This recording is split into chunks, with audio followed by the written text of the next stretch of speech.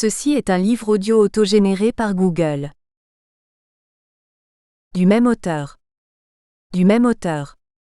L'Afrique et l'ordre néolibéral planétaire, Éditions universitaires européennes, 2018.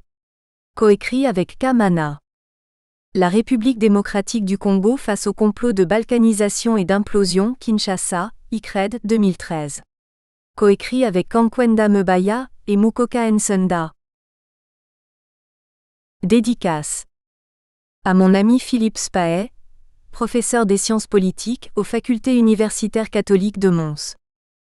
À la mère abbesse Rosa van den Bosch, et aux moniales cisterciennes trappistines du monastère Notre-Dame de la Paix Chiné, Belgique. Exergue.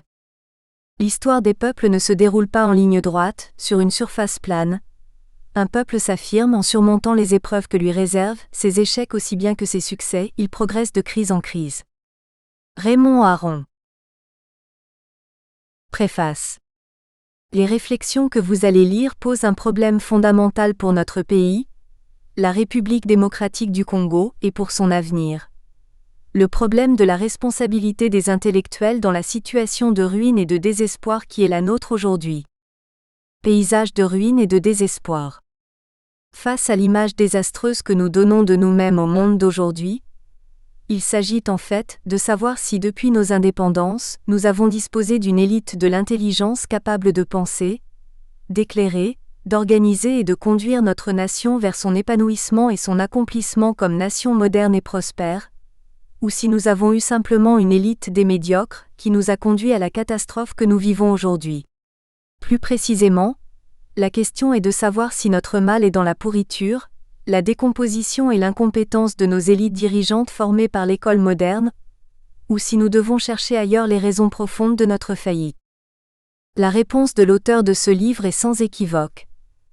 Notre pays a été détruit par la médiocrité de ces élites intellectuelles qui ont eu en charge la destinée politique, économique, culturelle et spirituelle de notre peuple depuis notre accession à l'indépendance. Cette élite n'a jamais été à la hauteur de ses responsabilités historiques. Elle a trahi la mission qui était la sienne. Elle s'est complètement dévoyée et a été incapable de mener notre nation à une destinée à la hauteur de nos atouts dans le monde d'aujourd'hui. En quoi consiste cette trahison dont notre peuple paie aujourd'hui le prix par la misère, l'insécurité, les précarités et les désarrois qui sont son lot de chaque jour? Premièrement, nos intellectuels ont été fascinés par un mode de vie complètement extraverti, avec des rêves d'enrichissement et d'embourgeoisement qui les ont conduits à devenir des caniches au service des pouvoirs politiques aveugles et inconsistants. Déjà au lendemain de nos indépendances, le collège des commissaires auquel Mobutu a fait recours pour lui confier la gestion du pays a posé le premier acte de démission de l'intelligence sur notre sol. Il s'est plongé dans l'illusion de vouloir sauver la nation, sans analyser avec lucidité les enjeux de la situation NE-coloniale, dans laquelle ne nous étions entrés ni cherché à comprendre ce qui se tramait derrière le surgissement de Mobutu sur la scène politique de notre pays. Ce péché originel a été suivi d'autres démissions de l'intelligence. Le manifeste de l'Ansele et la mise sur pied du système de la dictature n'ont été possibles que parce que des diplômés se sont courbés devant le nouveau maître du pays pour servir et élaborer pour lui les principes et les stratégies de domination. Le mouvement populaire de la Révolution, MPR, comme parti unique et cadre de destruction de la liberté, n'a pu s'épanouir que par la force d'une élite asservie au pouvoir et en quête d'une visibilité sociale de nouveaux riches. Mobutu s'est servi de cette élite servile comme d'un marchepied commode. La farce de la philosophie de l'authenticité, qui a abêti notre population, n'aurait pas été imaginée et orchestrée, comme il l'a été, sans l'investissement de beaucoup d'intellectuels qui ont animé l'institut politique Makanda Kabobi. La catastrophe de la zaïrianisation a été préparée par des doctes conseillers du prince. Jusqu'à l'effondrement de son régime, Mobutu a pu compter sur un vivier d'intellectuels où il puisait ses premiers ministres et ses ministres complètement acquis à sa cause et à son pouvoir.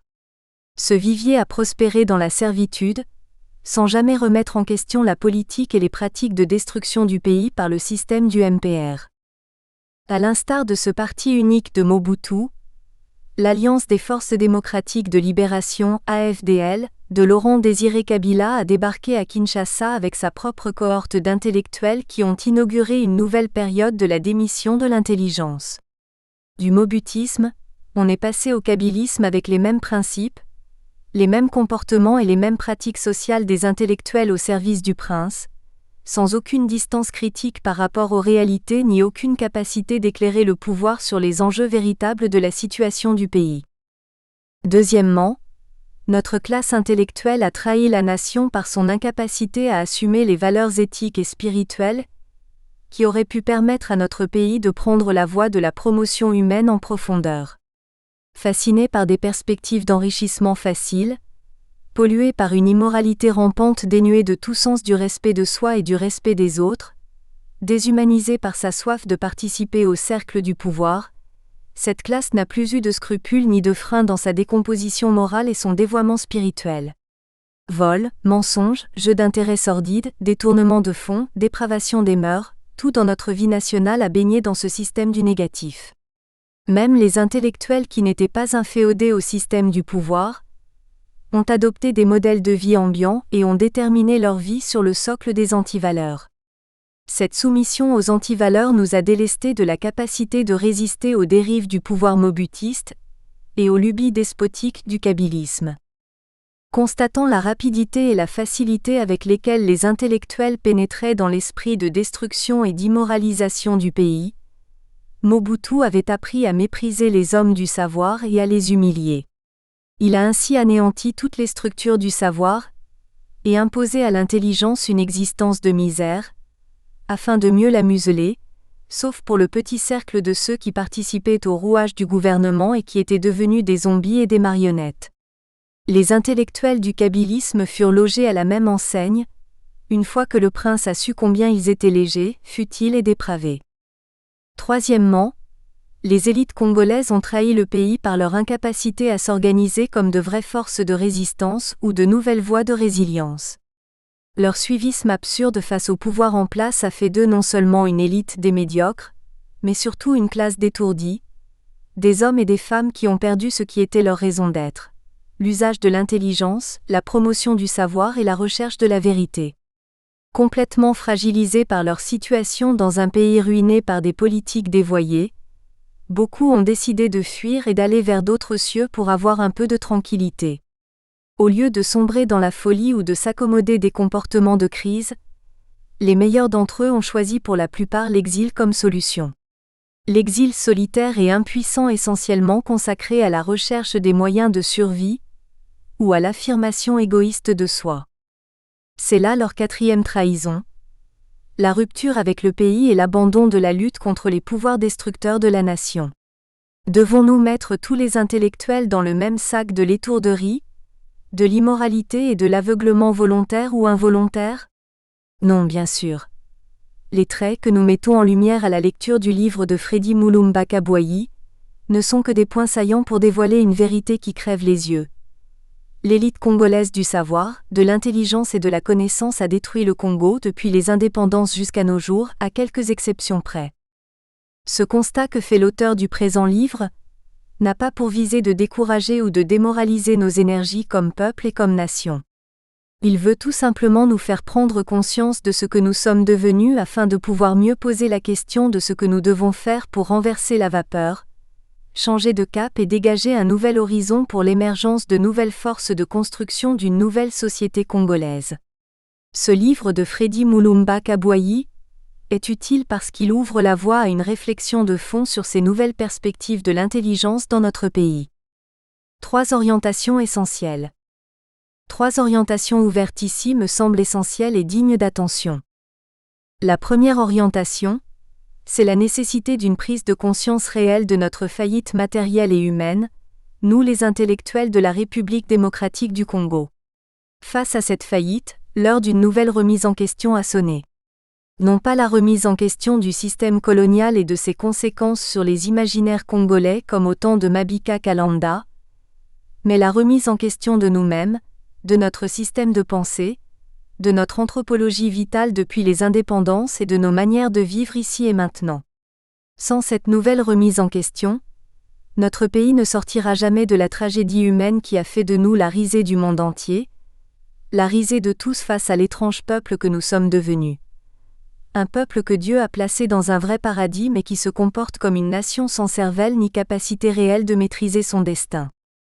La deuxième orientation, c'est l'obligation que nous devrions avoir de nous organiser comme intellectuels pour ne pas être à la merci des politiciens véreux et incompétents.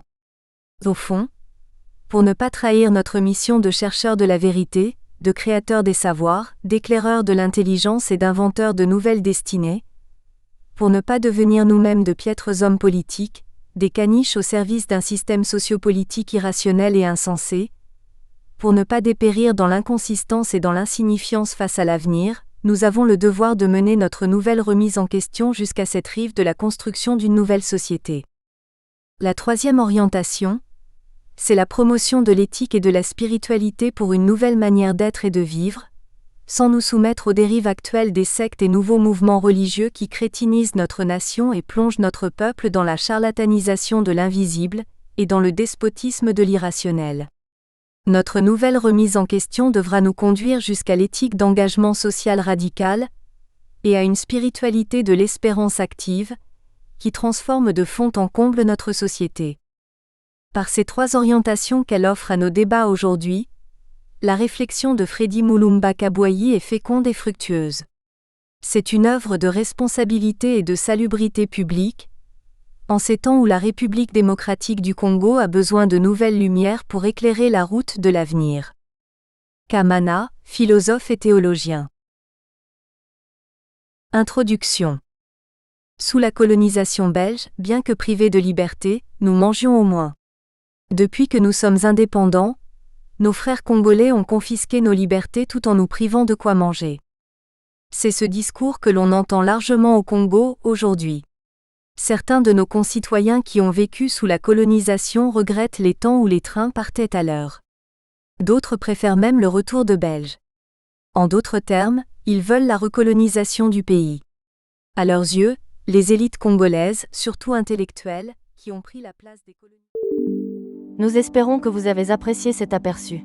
Pour continuer à écouter ce livre audio sur Google Play Livres, utilisez le lien dans la description de la vidéo.